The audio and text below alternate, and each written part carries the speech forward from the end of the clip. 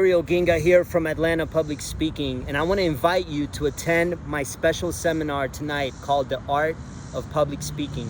Tonight's going to be really special because we're going to bring out the big silver screen to allow you to see yourself through the type of lens that I'm guessing you've never seen yourself before. See, I remember what Tony Robbins said years ago, that feedback is the breakfast of all champions.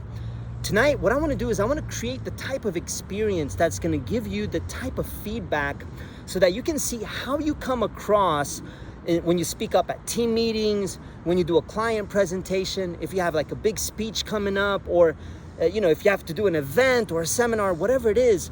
I want to give you such detailed feedback tonight, and the way I'm going to do that is by blowing up all of your mannerisms, your speaking style on this huge giant silver screen.